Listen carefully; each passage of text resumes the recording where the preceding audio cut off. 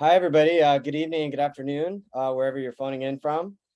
It's 4 p.m. PSAT, peace, just prior to the PSAT yesterday. It's 4 p.m. PST here. Hey, say that 5 times real fast, getting my Jeff. work mixed up. And then it's 7 PST there on the West Coast where the other three guys are. So we're coming in from 3 different locations here. Super excited to see all of you again. We were really thrilled about this club, the Radiant Trade Wines of the Ancient Amber Road, which goes back quite a while, the idea for this club. We were actually brainstorming a little bit before the talk tonight, trying to figure out where did we come up with this idea. And I think kind of the original genesis may have been a Wines of the Appian Way club that we did a couple of years ago, and then had this conversation about maybe kind of expanding out into other wine roads / ancient trade routes. And I believe the conversation kind of came up there that, oh man, it'd be cool to do something about the the Amber Road, which we all knew a little bit about, but not a lot of specifics. And then we have a really good friend, importer, that many of you've had a lot of his wines now because we're such a big fan. Eric Danch with Danch and Granger Selection. So it all came together. He's an expert on the wines of this region, and we made an attempt to become sort of experts on some of the history and the geography, and I don't know how far we got, but we certainly had a lot of fun along the way. So that's kind of where the idea for this came about. I think the super fun thing about this too, Jeff, is when we're talking about these ancient wine roads, so often when we talk about Italian wine, we're talking about Slovenian wine, we're talking about Croatian wine, right? We have these artificial borders and demarcations that are separating out regions where you have practices that go back, right, hundreds and hundreds of years, where these were succinct places. And so what's really cool about this, we're going to explore some of this in the club and talk about it, with these producers. But it provides, Jeff, exactly like you were saying, right, like this new trajectory to look at, and break apart some of, I think, these artificial barriers that sometimes we encounter, right? Yeah, and Ryan has a book. He's going to hold up the cover. This is kind of funny. We've noticed this past year or two where we're finding the zeitgeist, to use the German term, for kind of getting topics that seem to be in, I don't know, de rigueur, to use the French term, but the National Geographic History magazine, which I subscribe to, has literally had 2 topics exactly like ours this past year, completely unrelated. And then there's this really cool book that came out earlier this year, 2022, which we all had a chance to read, and highly recommend to all of you who are interested in kind of pursuing more on this, or or fact checking anything we say tonight, or whatever your motives are. But we highly recommend the book. So it's one of those things we just feel like, I feel like I think it's been more than 2 or 3 times now where we pick a topic, we dive deep into it, and then all of a sudden there's something like just like smack in the mainstream that's like related to our topic, and completely unbeknownst to us. So we're feeling like trendsetters or something like that. Yeah, either that or we're exceptionally unaware of what's going on in the news. That might be more. No, that can't be the case. No. Yeah. Yeah. So with that, maybe we can kind of jump in, and we can continue the conversation sort of around the history and geography and everything, kind of through the lens of the wine. So Ryan actually has the first wine for us tonight, I believe. Yeah, absolutely. Sorry, Ryan. Just wanted to say, as always, if you have questions, please drop them in the chat, and we'll answer them. Yeah, or wait to the end, and we'll have kind of an open discussion as well if you want to have a longer question dialogue session as well. So, yeah, thanks, T. Thanks, T. And I think we're ready to jump into the first wine here. So the first wine here, if you're not familiar with the Slovenian pronunciation, is pronounced Črnko. It's like a ch, is that first letter. So Črnko Jareninčan. It's from Maribor, Slovenia.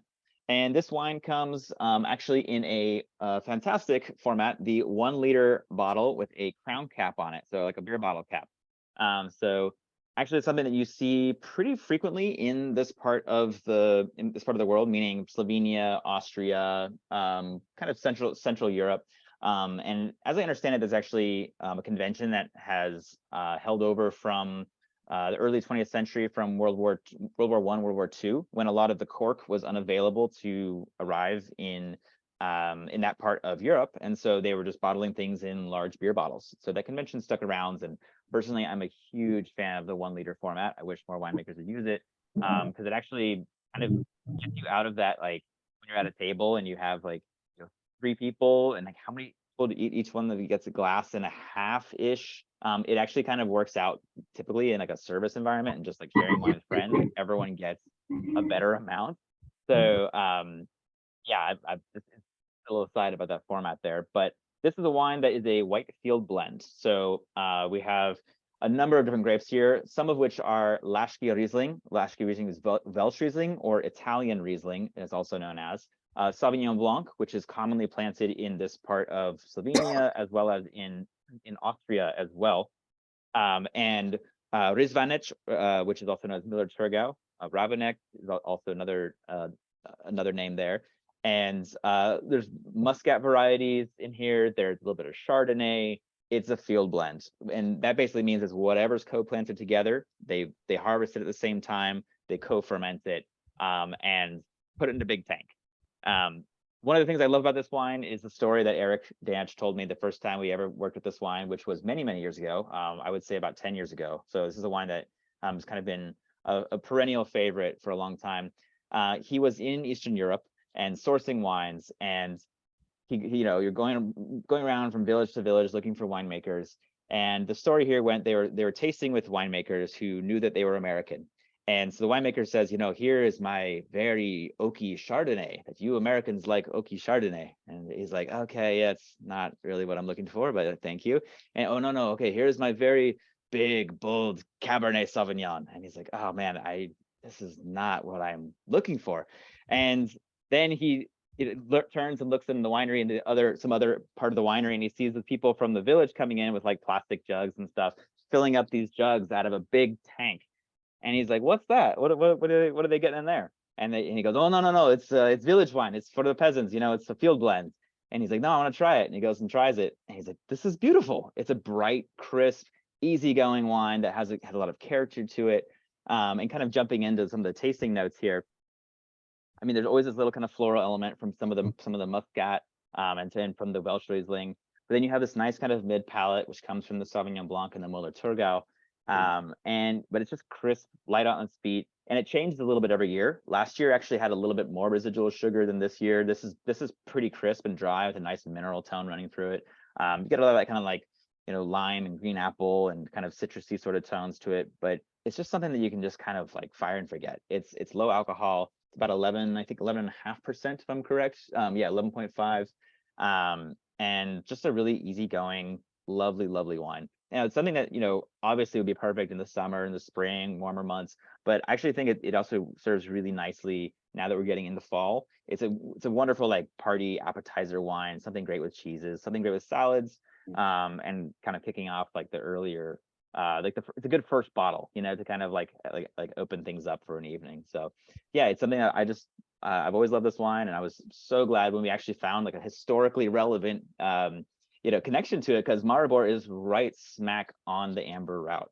You can see it on the maps. It's right there in that part of, I think, Western Slovenia. Let's have a little taste. Yeah, that floral element. I remember when we used to sell this wine, and folks would ask, well, wait a minute, it's got a crimp cap on it. What am I supposed to do? And it's a whole liter. Like, how am I going to close this off without a cork? And I would look at him and I'd be like, you think you're going to close it off? This is the metaphorical throw the cork into the fire, right? Like you're at you're going to finish it. Yeah, like it's not going back in the fridge. It's not going back in the cellar. Exactly. You're finishing this in one sitting. Yeah. It is so pretty, so nice. Yeah. And to add to Ryan's story with Eric and the winemaker, Eric said as the winemaker was so surprised and dismayed that he wanted to try this field blend, that as Eric, he's like, wait, and Eric's like halfway down the hill, like walking towards this big tank. And the winemaker said, well, have a label for it. And Eric liked this wine so much. He said, I'll make the label. I'll like hire someone to design the label for you, and I'll bring it in. And that's this label. That's this label, and it's the same. Yeah.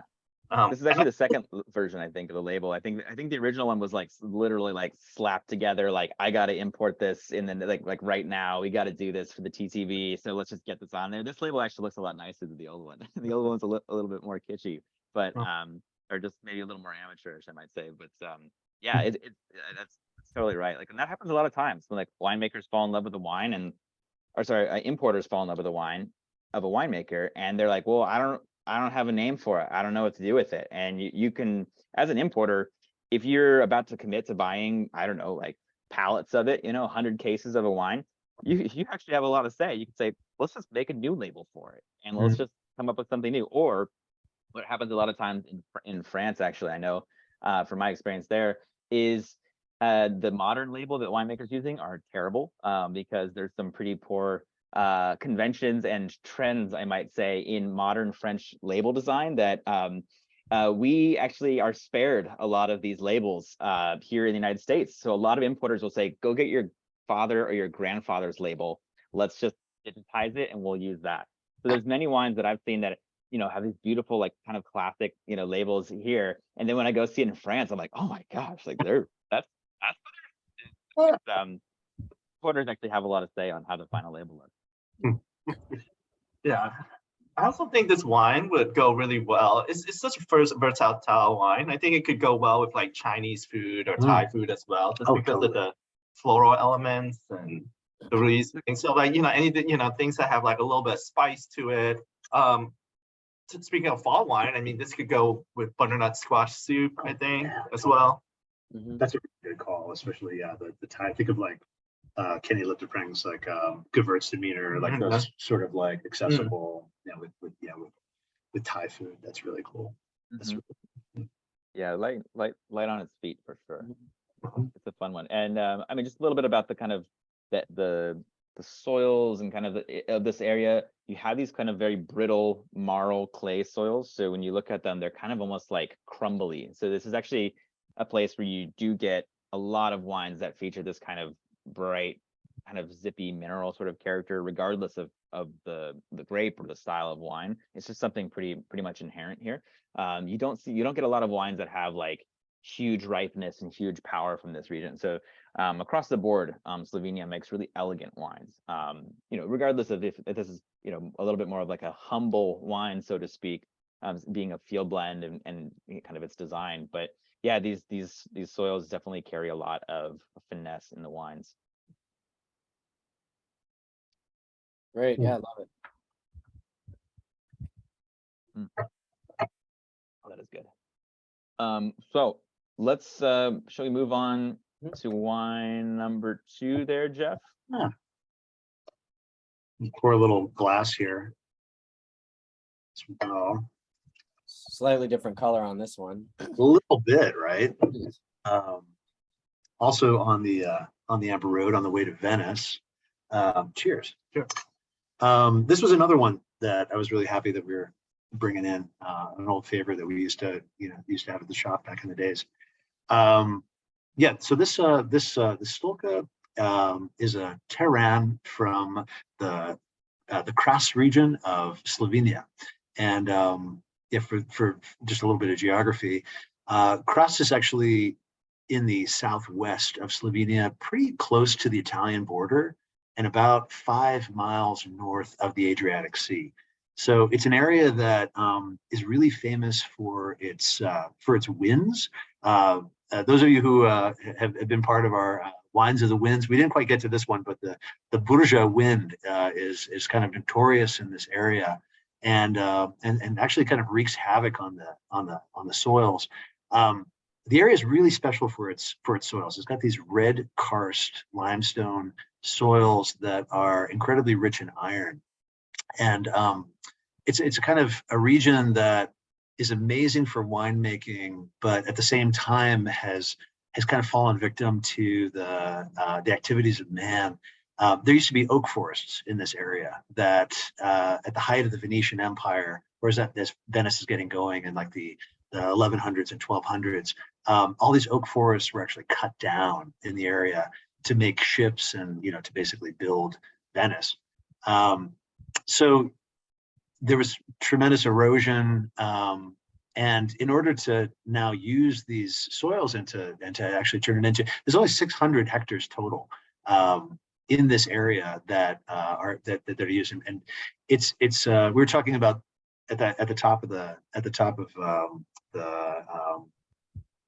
the evening, this idea of wine roads and cross-border regions and how we can use that as a way to explore and break down some of these characteristic divides. What's really interesting, so what's Kras in Slovenia is also Carso in Italy, and it actually extends on both sides of the border. And this is actually Europe's first cross-border recognized wine region because of the history, because of the really specific elements in the soil, and because of the similar winemaking styles that you see actually both in Italy and Slovenia. So it's a really interesting place for a number of reasons. And of course, the wines are absolutely fantastic. Teran has been grown here by the Štoka family for over 200 years. They, again, only have about 6 hectares that they actually farm with this wine, with the Teran. And because of the winds and because of the just denuded landscape, there's a lot of dry farming and effort that needs to go into. So they actually create these grija stone enclosures to protect the vineyards, and actually have to create these small lakes, these man-made lakes called kali, to irrigate the vineyards and even bring in topsoil at different times. So it's tremendously labor intensive, 100% organic. The family actually dry farms and uses cow manure. They actually grow or raise cows and pigs alongside the vineyards, and make a fantastic, the Slovenian version of prosciutto, which goes perfectly actually with this wine. They actually hang the prosciutto in these caverns because it's limestone, right? So it's the same sort of, cavernous, like cenotes, being close to the sea, lots and lots of caves, and that's where these wines are actually aged. Aged in neutral oak, kind of essential for neutralizing the high acid of the Teran grape. And they just do a fantastic job of this. This is native yeasts, temperature controlled fermentation in stainless steel. And let's taste this wine. It's really one of my favorites. I mean, this blood red, amazing color. On the nose, these briny. I'm a big fan of Amaro. It tastes, I smell that coming across Mediterranean herbs, and of course, like on the palate, this question of iron, right? And these iron-rich soils. It's always sort of a psychosomatic thing where I'm like, am I tasting the iron? But I definitely get it on the palate of this wine. It's delicious. It's balanced. Only 12.4% alcohol, which is striking because it's such a, has a lot of standing and gumption to it. The iron actually has another connection too. There's a medicinal sort of aspect of this wine. It's a couple of stories. Women are given this wine in Slovenia after they give after they have children, to compensate for blood loss. That's one of the traditions. And historically, actually, this was supposedly the favorite wine of Livia Drusilla, who was the wife of Octavian Augustus Caesar, right? And she lived to be 84. So similar to the Cananau and the blue zones we've talked about in the past, maybe there is something to this. And I'll tell you, if I'm pregnant and this is the first drink I'm going to have after 9 months, it's not such a bad choice. Yeah. I don't know. What do you guys think about this?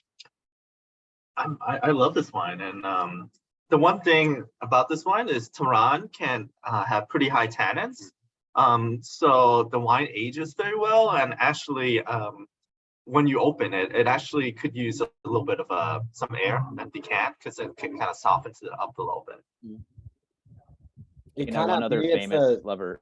Oh, go ahead, Jeff. I was just saying maybe it's kind of a little bit of a geographical association, but to me it reminds me like before you taste it like of an Amarone, something really kind of big and rich from not too far away there in northeastern Italy. Dane, I know it's one of your favorite wines. Is that kind of a connection you found, or? I think you're spot on. And that's interesting because then again it kind of lightens up a little bit on the palate. But yeah, you think you're going to get hit with something like Valpolicella, and then it's actually kind of delightful, light, balanced wine. I think the acidity is really nice. As you said too, the tannins are, they're light, but the oak barrel, I think that treatment really helps kind of balance that out. There's definitely tannins on it. Like, Yeah. I mean, it has grip. I would definitely say it's something that, like, very young Teran can be monstrous at times. Whereas this is actually, I think it shows the structure of Teran where you get that kind of, you get these kind of like light but present tannins that will soften up with air. This is why we would definitely recommend decanting this wine. Just give it as much time as possible to open up. And so it'll kind of breathe and stretch out a little bit, and you'll get more of those kind of sort of like spicy, sort of like berry fruits, that kind of like Amaro thing. Kelsey mentioned in the chat. I was just thinking Amaro as well. Like, I mean, absolutely, it has those kind of like all of those sort of like herbs and spices of Amaro. I think always come out with this wine, and especially with more and more air. But yeah, like Teran is like it's a structured wine. It has that kind of like lightly bloody quality to it that is, I think, really what makes it special. But Dana, I was just going to say there's another famous lover of Teran who reportedly attributed it to some of his shall we say abilities, and that's Giacomo Casanova. Oh, I think that's the famous Casanova. Yeah. Yeah. Yeah, he attributed Teran to some of his shall we say like vigor. Writing. So, yeah, I'm sure it was yeah. But that's, yeah, I mean, whether or not there's any actual take to it, and obviously back then his centuries ago, so as far as actually like the genetic veracity of like some of these wines that they were drinking back then, like who knows, these weren't monocultures that they were most likely drinking back in the 1800s, 1700s, 1600s. So whenever you hear like one grape from that time, it was most likely that there was Teran, and then there was a whole bunch of other stuff interspersed in there. So just but it is, that grape is named by him. I think we're gonna have to revisit this one for Valentine's Day, right? Do a special Valentine's pack. Yeah. I mean, I love the acidity on this, just that cranberry. There's like a wildness to this wine, like, you feel like you're picking like wild strawberries where it's like not quite ripe, or like, and then with the herbaceousness too. It's a great wine. I've actually had Teran as well from across the border in Italy, and the Teran I had in Italy seems to be a little bit, maybe the style viticulture and winemaking is different, but it feels a little bit more burly, and like a little bit bigger. Sometimes there's even like a little bit of residual sugar in it as well. I had some. When I was in Croatia not too long ago, I had the chance to try some really bad Teran, and a lot of it, and you can really see the work that went into this, right? Like you get a real appreciation for the taming and the kind of. I mean, they've had 200 years that they've been making this wine since 1839, right? Or the family has been working in this. Yeah, one thing also about this is that you see that brightness to it. There's still like a lot of acidity here. This is a wine that Štoka makes into a sparkling wine, a sparkling pétillant naturel. So it has in like a champagne bottle, glass bottle, and imagine this wine with like a healthy dose of spritz to it, and it is actually delicious. It's something along the lines of like a good Lambrusco or something like that. Not sweet, but it has structure and just has a little bit more of that kind of like juicy freshness from the bubbles. We actually tasted that wine when we were tasting for this club, and we were like, oh man, this is really good, but it didn't fit quite as well, I would say, as this wine does. Like this wine is, I'd say, a little more versatile, but definitely a really interesting kind of curious wine to have bubbles in. I mean, it's really interesting. I remember that wine as well, and there's actually pretty decent tannins, a little bit more tannins than this one. Just because the pet nat is a little bit younger and fresher. And so it's a sparkling wine that when you have it, then there's this tannic finish to it, but it goes really well with charcuterie. I remember I mean, this does too, but it's just one of those things that, for a sparkling red wine, you're like, what do I do with this? Like, charcuterie, it's interesting. It's definitely an interesting one, but I think this wine, is, again, like, approachability, has a little bit more approachability, but they're all fantastic wines. Like, everything I've had from Štoka is fantastic. Having this with hard cheeses, hard to beat. Yeah. Well, speaking of something with a little bit of a little touch of a spritz to it, shall we move on to the wine number 3? Let's do it, Jeff. Cool. Yeah. So this is wine number 3. So this is actually pronounced in German Unisechs red blend. If you know your German numbers. So it's 2021 Trapl red blend from Carnuntum. And Carnuntum, if you had a chance to read the write-ups, was actually a very critical city during the Roman period on the Amber Road. So it was really got going in the 1st century CE. And Pliny the Elder tells us that was the starting out point for this Roman knight he describes, who went to the as far north as we can tell up to the Baltic Sea and brought back amber from there to decorate the at that point it wasn't the Colosseum we know now, but the amphitheater in Rome for the gladiatorial game. So it has a pretty cool, very ancient connection.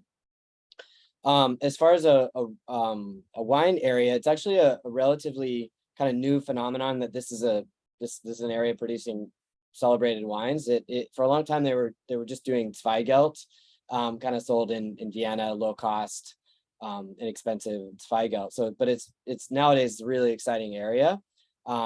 And this wine kind of indicates why.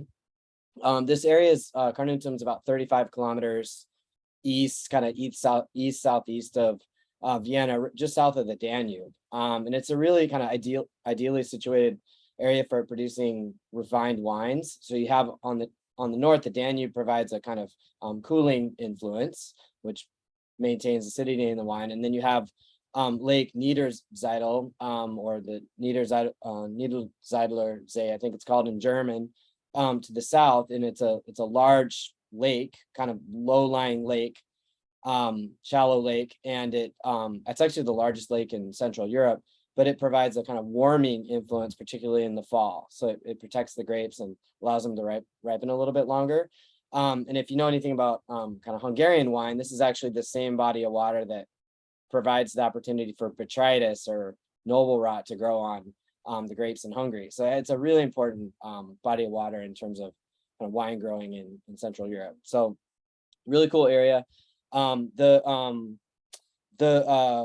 winemaker Johannes Trapl, he founded this winery in 2003, I think just growing on 1 hectare. And now the region of Carnuntum is, I think Dana said where your wine was from was 600 hectares. This is, I think, 900 hectares, so about 2,200 acres, still really, really small wine growing region. He does everything like completely biodynamically here. No intervention. They use natural yeast. Just actually the grapes are trampled by foot. They're pressed by foot still, kind of in the ancient method, which is really cool. So this particular wine here, as you can see from the title, Unisex means in German what it does in English, like unisex. So kind of something like maybe one size fits all, or could kind of go either direction. You can kind of see from the color of this wine that it doesn't really fit your model, I guess. It's to some people this is a really dark rosé. To some people this is a really light red. And we've worked with a lot of wines like this. I think that Muklos Mavro we had last club or the club before was like one of the most popular wines we've ever worked with is pretty similar to this, I think, in color and kind of body and feel. This is made with whole cluster grapes, actually macerated for 1 to 2 days. And then it's left like all natural fermentation, everything like that. It's fermented in stainless steel, but then it's aged for up to 8 months in in a combination of barrels and actually Qvevri, which is interesting. So you've been with us for a while, you know all about that. Yeah. So Qvevri, these ancient vessels buried underground, clay vessels. So it's really cool. It kind of has the connection with ancient Rome there. The blend is really interesting too. So Zweigelt is actually the kind of offspring of Saint Laurent and Blaufränkisch. It's actually a new variety created in 1922 by a guy named, of all things, Friedrich Zweigelt. So this grape is pretty cool. It's a blend of the kids, or I guess it's the parents and the kid, so to speak. And the blend varies year to year. I think this one was like 80% Zweigelt and in a combination, but in a way it's a little bit of a kind of mix, you know, a little bit of a field blend as well, like the one Ryan had for you. So kind of cool. I had a bug fly into mine, which is really annoying. Right? It, so he's still in there. So if I'm tasting anything that tastes sort of like, sounds like I'm tasting an insect, so that's why, not because it's in the wine. Jeff, that's biodynamics right there, dude. Yeah, that is I mean, exactly. they everything recommend is. that. Yeah. Drosophila melanogaster. Yeah, so I mean, obviously the color is very striking, like we talked about. It's got like, I mean, it looks kind of like watermelon juice or something, really like you melt down a watermelon Jerry Rancher or something like that's got that kind of color. It actually has a little bit of, they leave a tiny bit of CO2 on this, just as I think as a preservative. Kind of, it's the only preservative in the wine because it's made so naturally. Other than that, so you get like a lot of that. I mean, it's kind of what you would expect from a really light red, but I think like watermelon, you know, really light cherry, strawberry, raspberry. I was looking at my notes, and I think this is the first time I ever put like cactus and jackfruit like as descriptors. Like Prickly pear for sure. prickly Yeah. pear. Yeah, Prickly it does. pear, It has yeah. that kind of like almost tropical fruit, but not tropical fruit. That's like passion fruit, but something that's kind of a little more savory, something like that. I don't know how you describe that. Maybe that's what you're going for, Dana. Yeah. Wow, that's good. It's really interesting. You get a little bit of that. Mine's been sitting in the glass for a while, but you do get a little bit of that effervescence, like very subtly, I think. That effervescence was a problem. There, so it's gone. Jeff, when I shipped you your sample, the effervescence actually like exploded one of the. That's why I was asking really? you if they arrived okay. Yeah, and it did. Don't try to rebottle this, everyone. Yeah.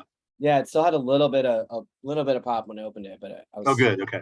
Texting you guys, I was like, yeah, it does have a crown cap on this bottle, as yeah, crown cap. Noticed. So it same sort of idea. You know, you'll pop it, and there is some CO2 in there, so it is definitely a little spritzy. That's by design, and again, like that's by design. It's one of those things that, as you mentioned, Jeff, is also for helps for preservative properties. So I mean, I wouldn't necessarily age this wine necessarily, not what it's designed for, but there are wines. It's actually a method that you use in particularly hot vintages. I remember, I know 2000 in Europe in 2005, 2009, a lot of winemakers were bottling just like even they're like dry still reds, dry still whites with free CO2 for to preserve acidity in the wine over the next couple of years, because otherwise if you open the wine 4 or 5 years later, it's going to be completely flat. So it is a technique to preserve the longevity of a wine. But in this case, I would say it's just part of the design. And another term that we're starting to see crop back up of this style of kind of like not quite red, not quite rosé is called Schiller, Siller. And this is like a term that kind of carried a negative connotation for a long time in Central Europe, from what I understand, in Austria and around Hungary as well. But I think winemakers are starting to embrace it kind of as a term of endearment, in a point of pride, to say like, yeah, I make a Schiller and I make a good one.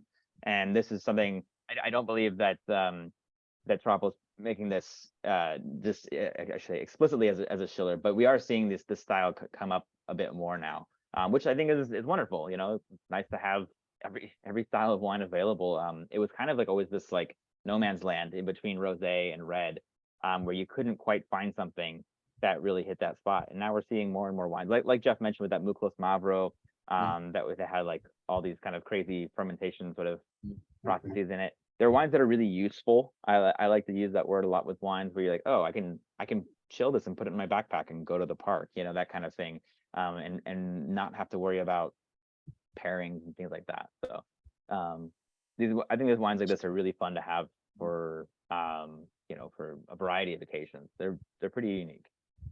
Yeah, and the alcohol in this, I believe, is 11.5. So I think it varies by vintage, but again, pretty, it's not that much more than like a high alcohol beer or something. So it gives you a little bit of flexibility as far as like pulling this thing out in the afternoon or, yeah. And I think that's also like another reason we talked about this too, just the really light profile, like chilling this down. It's a really good idea before drinking it too. Helps. So treat it like a little bit more like a rosé as well. So. Yeah, and if any of you guys ever work harvest or help with winemaking, you know winemakers throwing dry ice as a way to in their ferments to create a layer and that to protect the fermentation. There's and cool it down, at the same time. Totally, yeah. There's I mean, kind of, we're talking about this ambiguity and where does this wine fall? And I was kind of curious about this too. I mean, this is actually on the label, identified as a white wine. I don't know if you guys caught that. But we actually had a club member Dry white wine. who said, do you guys make a mistake? And we're like, no, I think the importer or whoever did the back label made a mistake and said it's a dry white wine.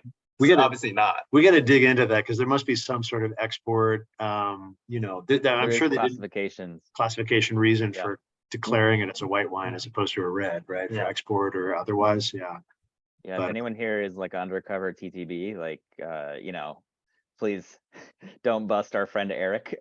there's your white wine right now. No, but actually rosé, some rosés are considered white wines by like taxes. It's really harebrained at times. And actually I remember running into and learning about some of these really strange tax classifications for wines when it was in 2019, when during the Trump administration there were a lot of extra taxes levied on European wines that went through, and so everyone was looking for ways to avoid some of these taxes, and you can kind of reclassify some of your wines in a certain way. If you started adding your adding alcohol to fortify the wine, it would fall into a different tax bracket, if you will, or tariff bracket, I should say. So there was a lot of squirrely stuff that was going on then by importers trying to not get that extra like 15 or 20% customs duty, I should say punitive customs duty tacked on there. So I don't think that's the case with this. I mean, again, we'll have to look and see, but it may have just been a mistake, which happens all the time. Also, if you're reading wine labels, I think, correct me if I'm wrong, Ryan, but alcohol percentage, there's like a plus.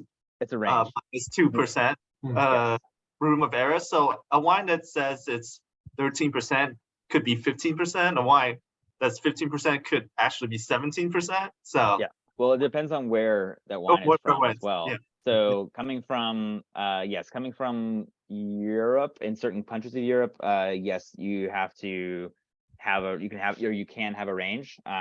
Like for example, I know in Burgundy, for example, the classic thing is that everyone wants to be right at a perfect 13.5 or 14.5, but a lot of times recently with these really warm vintages we had, like let's say in 2018, 19, 20, you have wines that were well beyond that, but nobody wants to say that their Burgundy is 16% alcohol or 17% alcohol, because people would know that that's out of balance and totally blown out in some cases, but that's what the wines were coming in at. And so they're saying, okay, just label it as 15.5 or 15.3 or something like that, because that's within tolerance. So this absolutely happens. And I know in lifeguard on that. Yeah.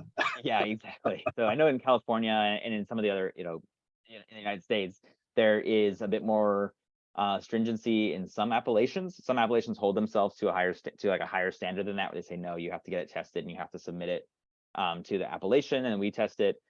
Some don't. Some say, hey, you can have a range. There's a lot of wines that say like 11 to 14%. They just give it a range because they don't want to have to change the label every year, and they don't want to have to reprint things. So there's some leeway there. But yes, in this case, when it's called out specifically like 11.6% or whatever, that's probably what the lab results came back as opposed to a educated guess, which many of them do. And the last thing I'll say about this wine too is like, despite the color, the label, etc. I mean, this wine is very clean. You're not getting funk, like bread, that kind of thing on it. Yeah, and Dana, I saw you just jumped in there for Eloise's question, but yeah, I would definitely chill this wine too. Yeah. Now, do you have to chill it? No, not necessarily, but I think it would show better chilled typically. I mean, I think that would be kind of like the default, but again, I mean, even a lot of white wines, like they don't need to be chilled to be good. Even champagne, I'll dare to say, good champagne you can always tell is good when it's flat and room temperature, and you still taste it and you go, wow, that's really good. Yeah, that just means it's a good grape. Yeah. I mean, this is kind of, it goes part and parcel with the theme of this club, right? Which is about crossing borders, and and this really could go both ways. Yeah, Definitely. Cool. Well, those are our three club wines that all of you have, and we also had as you know, we had a special offer. This time we actually had two wines. It's always a bit of a, as we say every time, it's a bit of a headache trying to narrow down such amazing, an amazing palette of wines down to just three to put in the club. So these guys found a couple more they couldn't resist, so we have those for you as well. So we'll go ahead and taste those now. And I think T, you have the first one of these two. I think I have the first one. Oh, right. Okay. And yeah, and as Jeff said, it's always like it's one of the most difficult parts of this is like picking which wines out of all the ones we taste and love. Eventually we'd love to expand out our 3-bottle selection to a larger selection. Really that just depends on how many folks we have in the club, and this is actually one of our strongest special offer responses so far. So it's really, I'm really excited about these wines, but I was glad to see that AWG members were as well. But the more folks that sign up for the club, the closer we can get to really expanding this out, getting more wines, and having more things available. So insider your friends.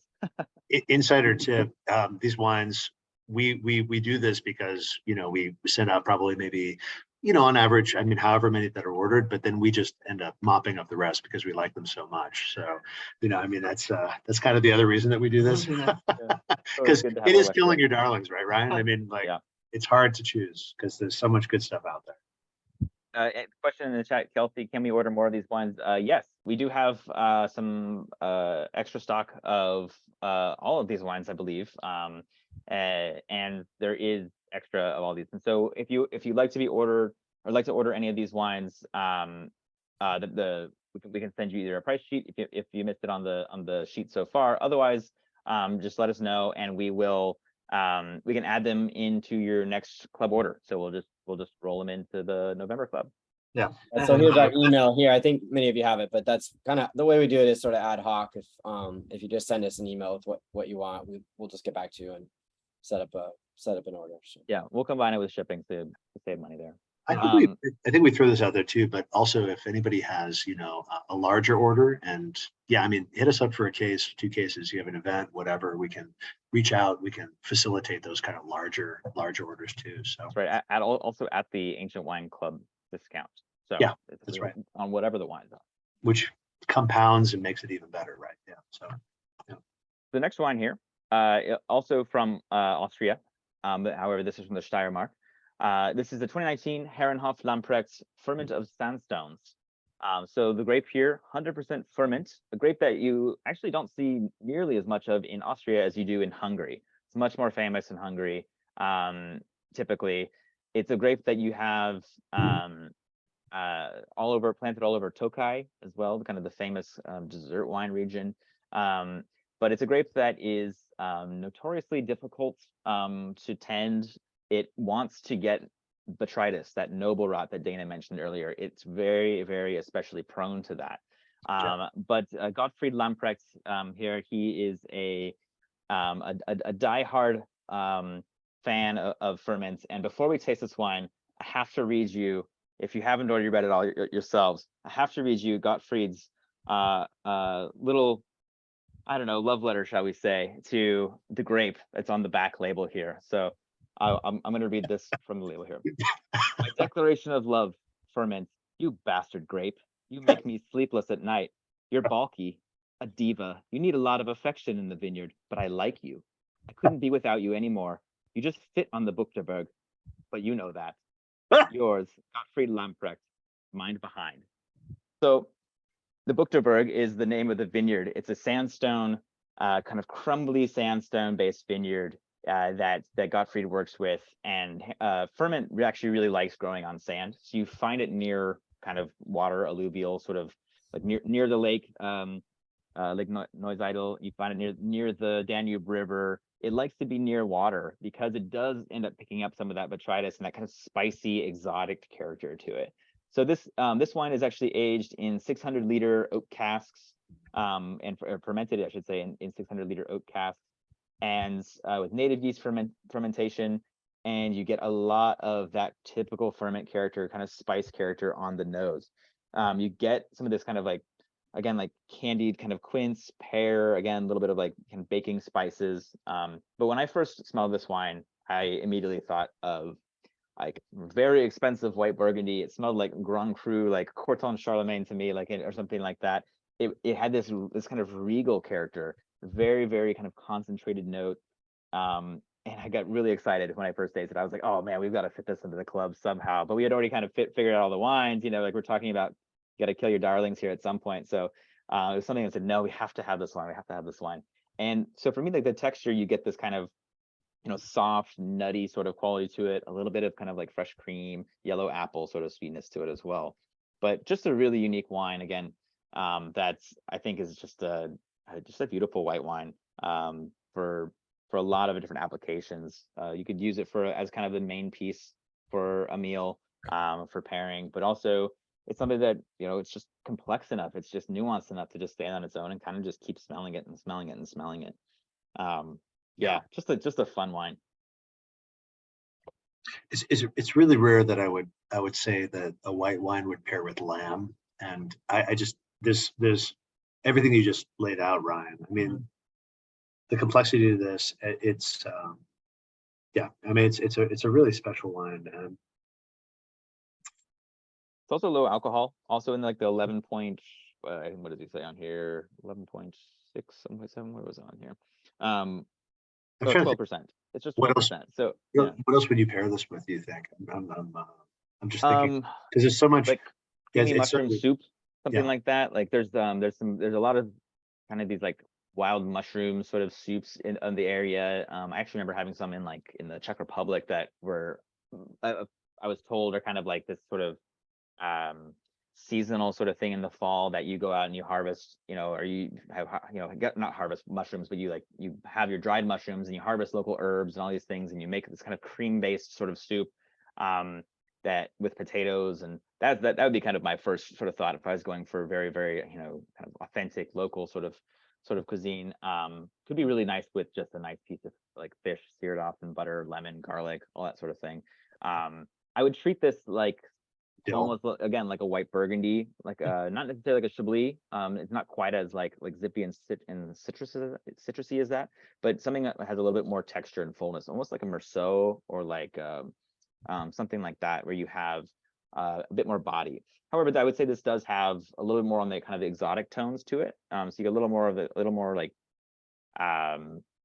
yeah, just a little more exotic fruit and a little more floral character than you might from, say, a Merceau. But it's something that I found to be really, I still find, I should say, just to be a really elegant wine. it's really cool. Yeah. And the one thing, as Ryan mentioned earlier, you know, ferment likes to be near water, and a lot of ferments have this, can potentially have botrytis, and that's like a big thing. And for those who don't know, botrytis is, people in France, they call it the noble rot. It's a fungus that attaches to the grapes, and it kind of sucks out some of the water.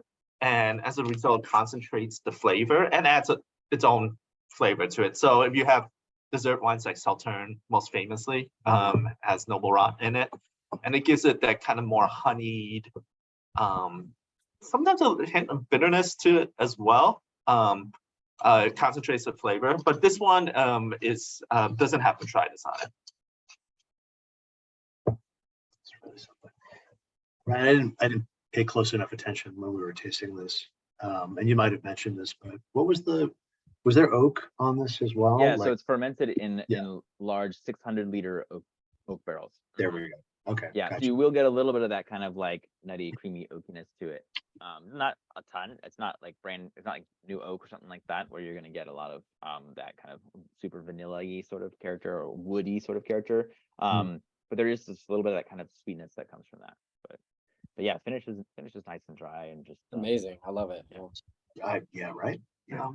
And the one thing, I went to Austria once, and the one thing I learned was I asked a winemaker in the Wachau, like, how do you decide where to, and it comes up, how do you decide to where to plant Riesling versus Gruner? And he says, well, Gruner really likes water and a lot of water, and so just like ferment, and so you plant it in sandstone, where like it holds a little bit more water.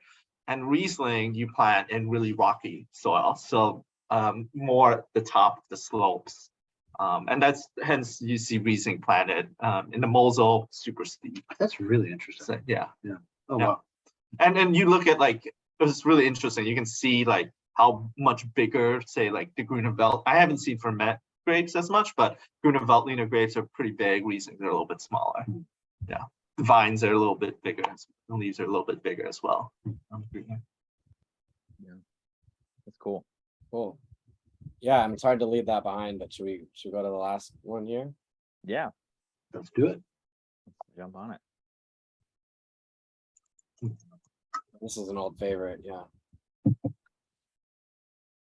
So the last wine is 2013 Fekete Béla Hárslevelű. It's from Somló in Hungary. So Somló it's quite an interesting region. It's actually one of the smallest appellations in Hungary. Winemaking there dates back to 1093, and the terroir is fascinating. It used to be an underwater volcano that has risen over time. So on the soils, you can find like shells, ammonites, etc. So kind of like what you can find in Chablis, except instead of limestone, you have volcanic soils, particularly basalt. And winemaking here goes back to 1093. And wines made from here were some of the favorites of Hungarian royalty, as well as foreign dignitaries. Queen Victoria supposedly loved wines from this region. And because it had such renown, actually there were laws in 1752 detailing punishments on if you were a producer in Somló and you were found to have added water to your wine to increase volume, you were subjected to 25 lashings. And if you were found to have purchased or used grapes from other regions outside of Somló to make more wine, you could be banned from making wines. And if you were guilty, or you could even have your property taken away. I mean, these are pretty serious appellation laws from all the way back to 1752. So that kind of tells you how famous this tiny parcel was. And I think nowadays we don't think about Hungarian wines as much, but Tokai used to be the most expensive wines in the world. Nowadays, when you think of the most expensive wines, your mind goes to Bordeaux or Burgundy. But Tokai, for example, Hungarian Wines Tokai, that was Thomas Jefferson's favorite wine. And it was incredibly expensive because imagine having like in like a cold winter, having something that was sweet, had a little alcohol in it, and you can sit by the fire. I mean, that's incredibly rare. Liquid sunshine. So Hungarian wines have a long history and have really great renown. And this one is one of our favorites. We've carried it when all three of us were working at the wine shop. Four of us, all four of us, yeah. From all four of us, yeah. From 2013. And for Catabella, 90-plus-year-old man. I think he just recently retired, but he's still helping oversee the winemaking here. This Hárslevelű is aged in acacia barrels as well. It gives it that really interesting kind of like chamomile note to it. Yeah. Can we walk through the tasting together? Like, Yeah. I always benefit from like everyone's notes on like the taste, because like acacia and chamomile are like dead on. And like there's like a floral kind of like honey, like wax, like honey wax, like like a lanolin, astringency. Lanolin is great, yeah. It kind of like, I like it because it still has acidity. In some way it's different, but it reminds me of Chenin Blanc a little bit in a way as well. And so this wine it ages super well. And the amazing thing is that given how expensive everything is nowadays, this Eric Danch locked in this wine's price when he bought it. So we're able to have years ago. So we're able to have a 2013 without, at the price. When he told me the price, I said, hey, I bought the same wine at the same price in 2015. How's it still the same price? Given like inflation and everything. And he's like, oh, that's because I locked in the price. I'm like, well, I appreciate you not raising it. Yeah, he basically purchased it in advance and just told him to sit on it. And it was like, okay, I'm ready to take that pallet. I'm ready to take that, that. And so there's not much of this wine, obviously, because 2013, it's, there's some, but there's just not that much left on the market, because it's, it's a wine that, again, like T was saying, Fekete Béla, he's 92, I think now, but he was farming the vineyards up until I think literally last year by himself. So it's a desirable wine, so to speak, in the sense of locally. Even he's a legend. He's known as the old man of Somló, and like in a very endearing title for him, in the region. Do we have any intel on like the next generation? I mean, because frankly, right, 92 is at any point like there is involved. I double check. I'll have to take a look on Eric's website, but I'm certain that there's the next kind of secession, I should say, ready to take over the property and continue winemaking. But yeah, I mean, for a wine like this, these are some of the wines that are some of the most again, like some of the most renowned in Hungary in modern times. And as far as like a wine's like stateliness and pedigree, this is something that white wines are seen as maybe more sought after, more serious than red wines in this part of the world. This is something where you go to a party and you start with red wines, but the host is like, don't worry, there's going to be white wine served later. This is that type of wine. This is a wine that's meant to be like a centerpiece, and you get that from that kind of like, when you smell it, you're like, oh my gosh, there's so much going on in here. There's so much like of that, like you said, like those like chamomile and spices. Like that's from the botrytis here. This is where the botrytis is like on full display. You get that concentration. You get that like almost like again exotic tones, but like rolled in on itself, with a little bit of that kind of like spicy bitterness from the skins on the finish. But it's such a unique wine, and I mean, to be able to have it aged like this, I mean, I remember T and I and Dana, we tasted this wine. We just looked at each other. We're like, okay, yeah, we're getting some of this. How much can we get? There's wines that are sold to you, and then there's wines that you buy, which is kind of a silly thing to say, but sometimes you want to know how much you can buy, and as opposed to how much can you get away with buying. Yeah. I'm gonna out you, Ryan. I think you picked up a couple of. I know you got the Furmint and a couple of things. Oh yeah. No, we certainly put our money where our mouth is, right? I mean, there's no question. Good question in the chat here from Venkat. White wine being typically drank after red wine, is that a specifically Hungarian norm? No, I don't think so. It's the same. It's also regionally, I should say. You see it also in other parts of the region. Dana, I don't know if you had that experience in Croatia as well, but I do know in Burgundy, that's very common to taste the red Burgundies before white wines.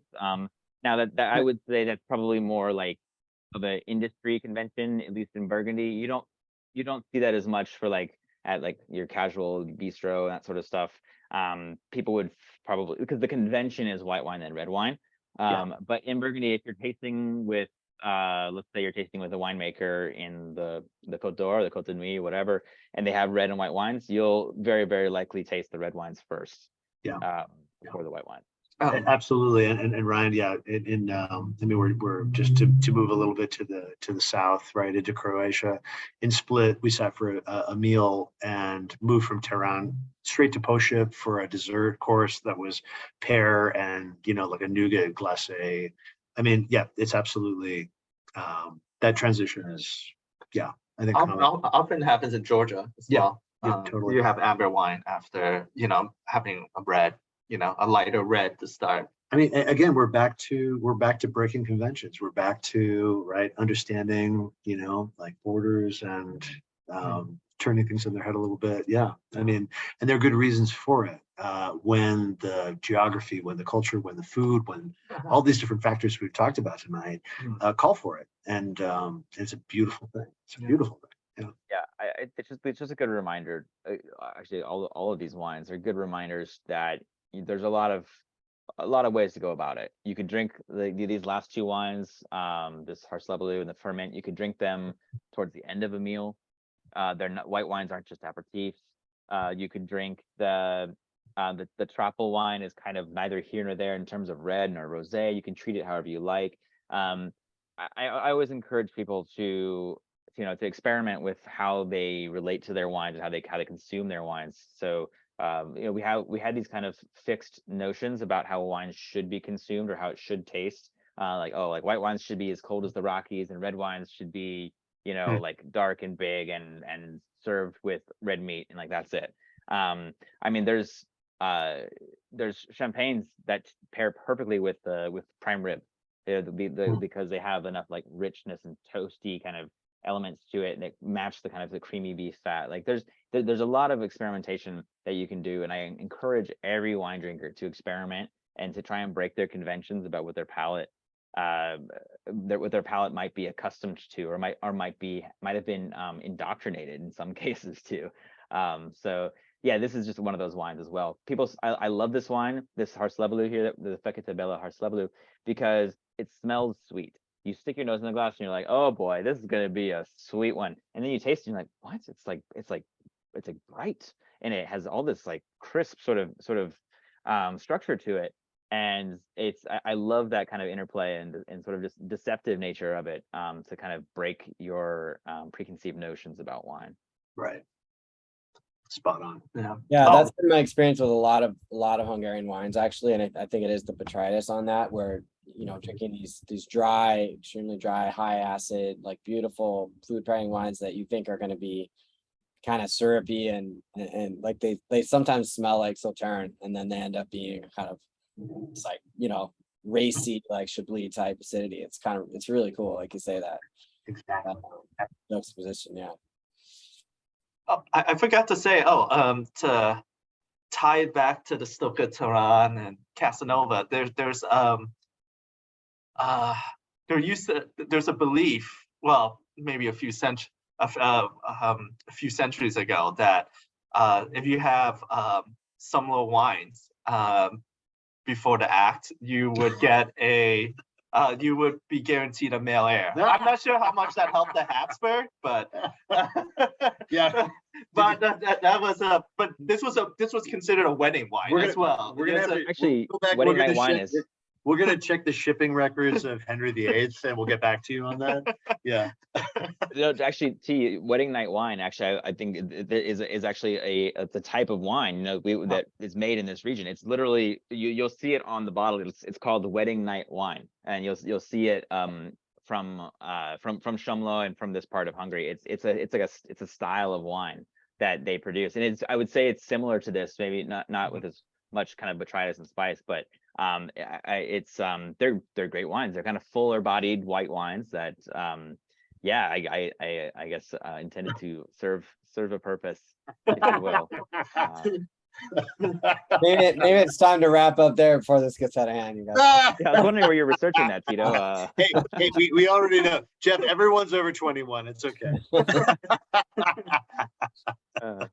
Well, yeah. So I think at this point, if there's any other questions, feel free to, you can either unmute yourself and to reach out, you know, verbally, or you can pop a question in the chat. And also thanks again, Kelsey, for saying that you love that wine. Good choice. About the ferments. Thank you. That's kind of like my baby in this race here. I'm super excited about that wine too. But yeah, to the rest of everybody, feel free to ask any questions. Oh, Eloise, are field blends calculated or accidental? That's a great question, actually. So they are accidentally calculated. To give you like a non-answer. I actually was just listening to a bit about field blends by a winemaker named Morgan Twain Peterson of Bedrock Wine Company.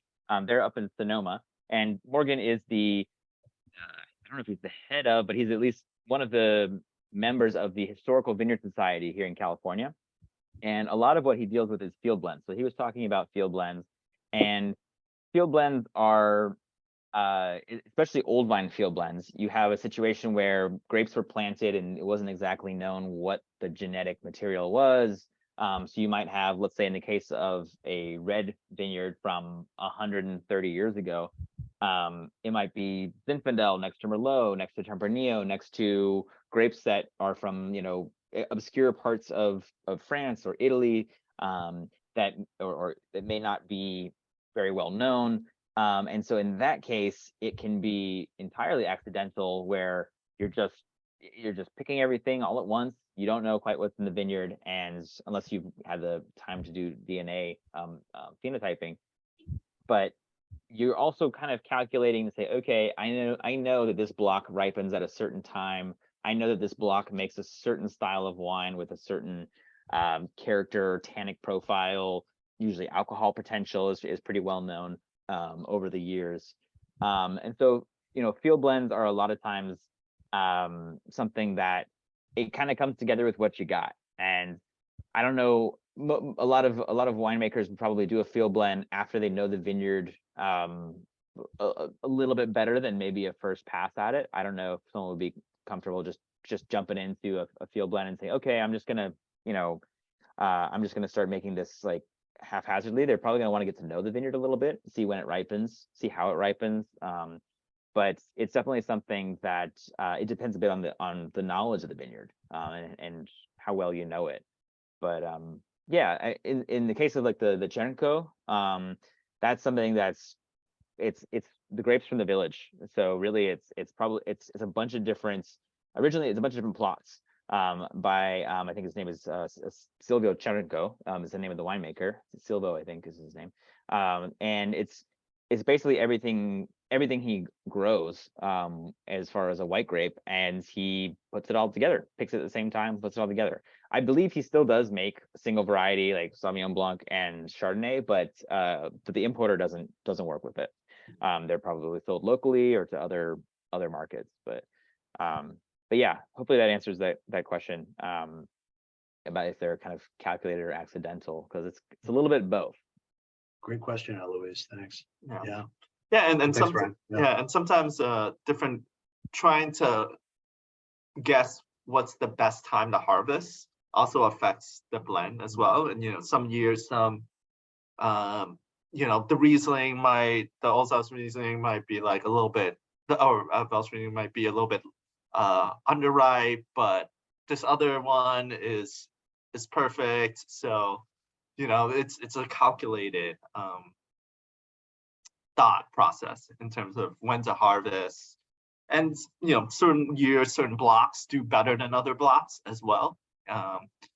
If you, if there's any Burgundy fans in here, I mean, there are times when just in Burgundy where, depending on where you are on the slope, certain blocks will get destroyed by frost. Other blocks might be saved.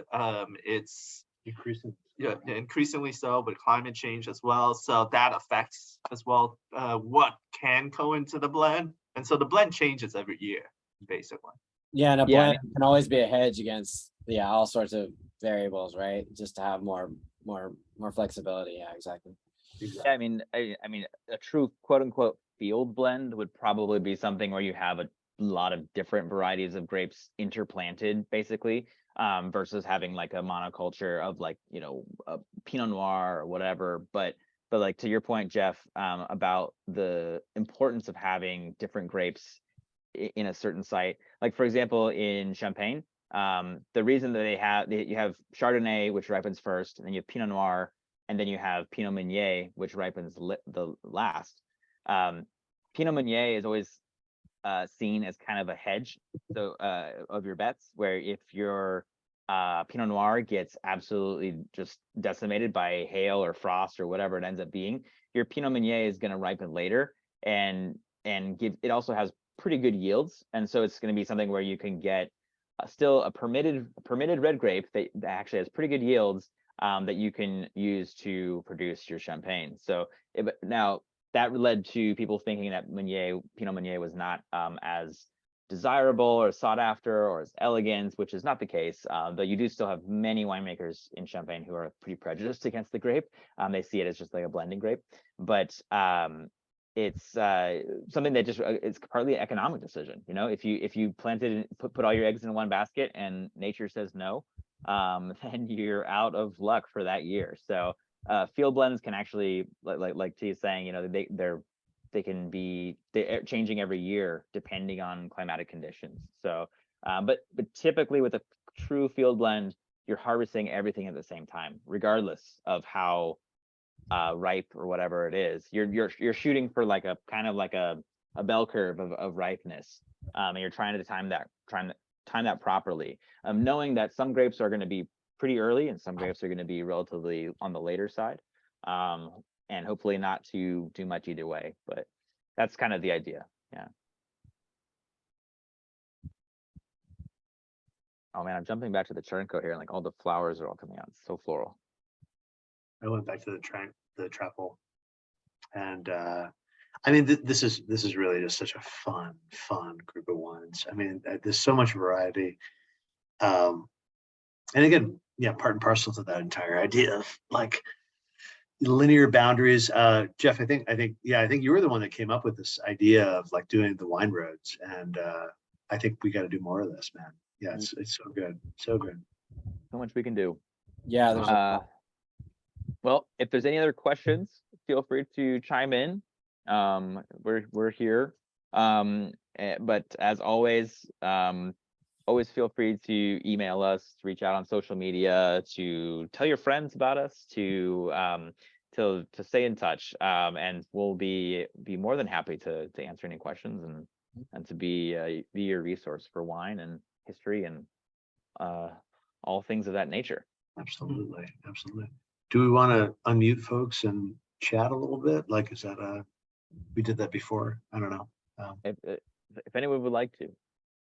Otherwise, we Stick can around. We can close out. It's fine. We can send a cheers and enjoy on a Wednesday night. Yeah. Well, hey, thanks for joining us. Thursday night, Dana. It's Thursday. Oh, my goodness. I'm living in the past, but hey, that's my job, right? That's our job. Good night, everybody. Cheers, everyone. Cheers. Good night. Good night. Hey, Eloise. Duncan. Good night. Everybody. Good night, everyone. Good night. Thanks, guys. Take care, everyone. Good sailing.